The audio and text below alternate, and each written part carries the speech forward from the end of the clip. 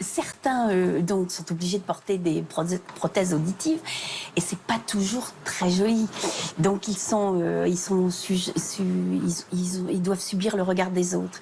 Et donc une jeune femme, elle-même malentendante, Delphine a eu l'idée de faire un bijou de la prothèse. De ses prothèses. Alors, donc c'est quoi, elle les customise ou carrément elle les montrer ça. Alors, j'ai d'abord à dire que elle est devenue comment elle a eu cette idée. Elle est devenue sourde à l'âge de 15 ans et enfin un petit peu avant, mais elle a porté des prothèses à partir de l'âge de 15 ans et elle a énormément souffert du fait que tout le monde se moquait un peu d'elle quand elle était petite. Et c'est quand elle a appris que ces 3 petites filles que vous voyez là, qui sont belles comme tout, étaient sourdes elles-mêmes, qu'elle s'est dit, elle a paniqué, elle s'est dit, mon Dieu, elles vont souffrir comme moi, je ne le veux pas. Et un jour, la plus, je sais pas, non, je crois que c'est celle du milieu, qui avait 8 ans à l'époque, a eu l'idée de décorer, de montrer sa prothèse en la décorant avec des stickers, des trucs comme ça.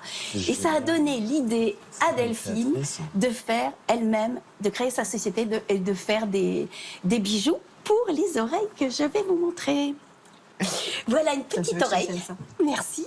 Alors voilà. Waouh, mais c'est top. Alors oui. Alors ça c'est en aluminium et avec les petites chaînes, tout ça sont en argent ou en plaqué or. Alors, je vais vous en montrer d'autres. Ça, c'est pour une adulte. Alors, vous voyez comment c'est. Vous avez le petit appareil qui est là. Et hop, vous l'accrochez derrière l'oreille. C'est une décoration. Alors, il y en a d'autres, je vais vous montrer. Elle a eu l'idée aussi. Alors, ça coûte cher, ça?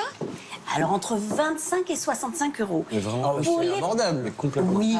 Alors, c'est pour les... Ça coûte plus cher, oui. Enfin, c'est les mêmes prix que les bijoux classiques. Alors, elle en a fait pour les enfants aussi.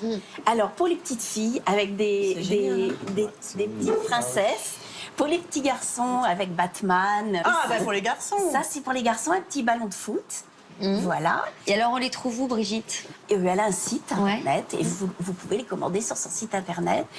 Elle est auto-entrepreneur maintenant. Et voilà, c'est super. Franchement, c'est super. Hein. C'est ça, c'est la customisation des appareils médicaux. Les enfants sont ravis, les adultes aussi. C'est Les petits sont contents presque d'avoir. Moi, ça m'a... Et alors, elle va peut-être s'attaquer à d'autres types de prothèses ou d'appareils dentaires, ou ça lui a peut-être donné, ou à des lunettes, ou à des... Voilà, à des fauteuils même, et à toute prothèse qu'elle va décorer. C'est son but.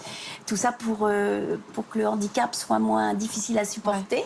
Alors, le regard de Nadia et de Daniel là-dessus, c'est intéressant quand même. C'est fantastique. Moi, je suis vraiment pour qu'on mette en avant notre différence. Pourquoi cacher notre différence? On a un atout, on a une différence. C'est ça. C'est un atout, quoi. On a une différence. Nous, on est pareil. Il y a des gens qui ont des différences, mais il faut les mettre en avant, quoi. Bon, qu'est-ce que vous en pensez, docteur? Bah, moi, je trouve que ça les aide à vivre, probablement, et que c'est ça qui est important. Et pour les mômes, ça doit être vraiment super. Ah oui. Mais même pour les adultes, j'ai vu elles sont heureuses de pouvoir enfin montrer leur appareil. Et puis ça devient un bijou, ça devient presque une force. Oui, c'est ça. C'est C'est exactement ça. Ça devient une force.